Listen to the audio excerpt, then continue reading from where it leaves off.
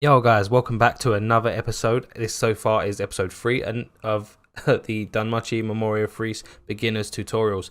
This is just going to be a quick tips video for anyone that has just started the game and hasn't really got anyone around them that can give them those little tips that can just help them out.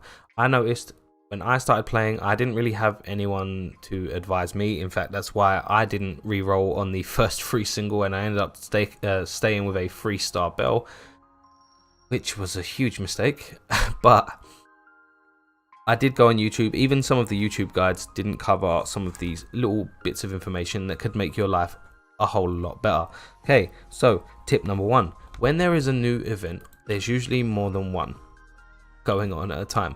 And as a new player with limited stamina, this can be pretty intimidating and you feel the need to spend stones to keep refilling your stamina, use all of your stamina items, just to get them done as fast as possible. Some of these events last a very long time. Now, currently recording this, it's the 24th of the 10th. This event doesn't go away until the 20th of the 11th. So I have just under a month to complete this event. So there's no rush whatsoever. My first tip is when new events come along and there's more than one, make sure to check the event dates.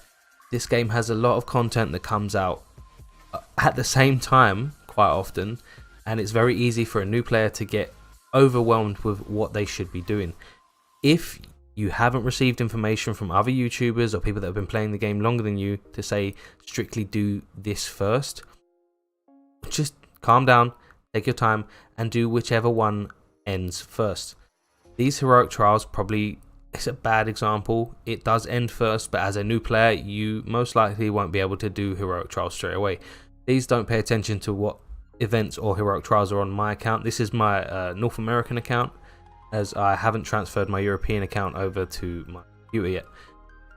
But back to what I was saying, always pay attention to the dates and do them as they come. Remember, you can log in, do your dailies, grind for a little bit and then just finish if you choose. You don't have to spend an entire day grinding to get it all done in the same day that it comes out, unlike there are some people that I'm very much aware do this. Hey, tip number 2. It's on the same wavelength, is don't panic, do not rush your events. You do not have to, they last a very long time. And let's just check the shop. There are very valuable items in these exchange shops. And what I usually do, this is just my personal recommendation, you don't have to follow suit, you don't even have to take my advice. I work my way from the top to the bottom. I make sure I get everything I can from the top to the bottom. And I take my time doing it because I know I have a month to finish it all. Anyway, tip number 3. Let's go back here. I'm going to check the gacha because I have a free gacha, and while I'm at it, I may as well take them up on the offer.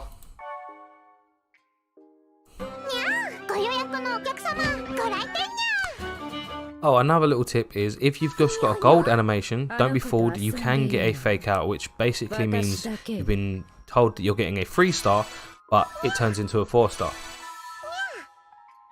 Just skip all these 2 stars because once you've played it for a while you get bored of all the sound effects and the animations. And unlike a lot of games, this game does 11 unit multis.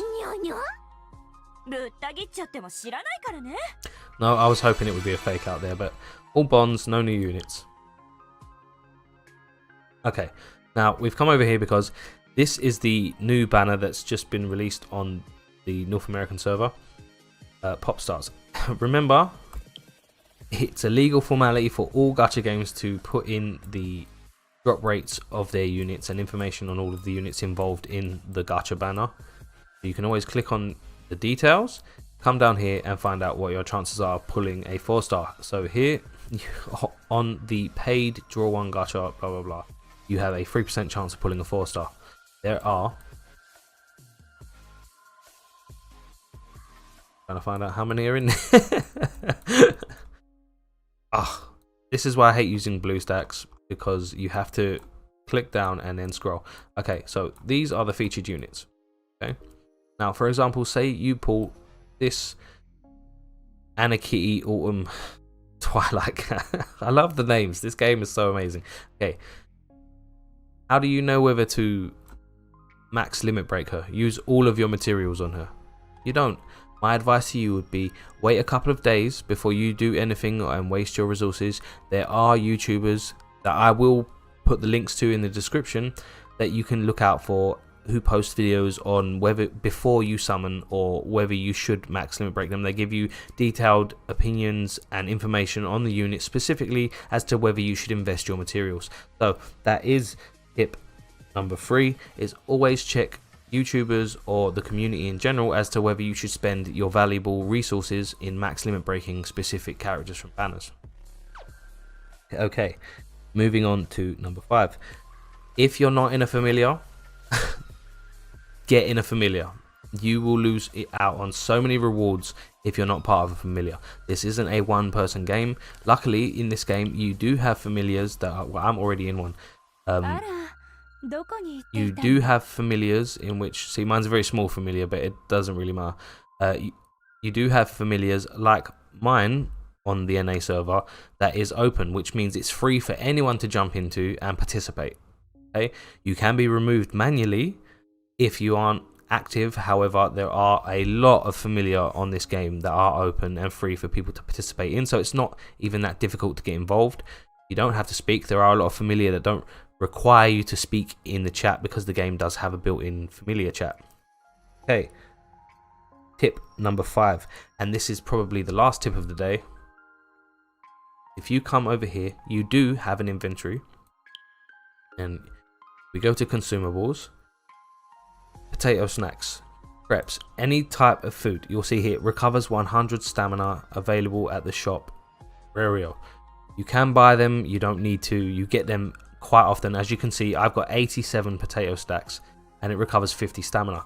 Do not be afraid to use these items. Don't be one of those players that sits there and go, oh, I'm going to save them for a special occasion.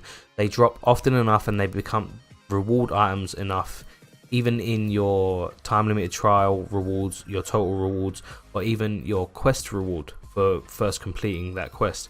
You get a lot of these. Do not be afraid to use them if you're, say, close to leveling up, because the stamina carries over. You won't lose the stamina if you level up. Okay, so if you level up, the additional stamina that you would have had, you still will have after you level up. Okay, anyway guys, that will do it for my very brief quick tips video for new players. I hope you enjoyed it. If you did, make sure to drop a like down below. Subscribe if you haven't. Make sure to follow me on Twitter to keep updated on what I'm doing with the channel. The link is in the description. And as always guys, I'll catch you later.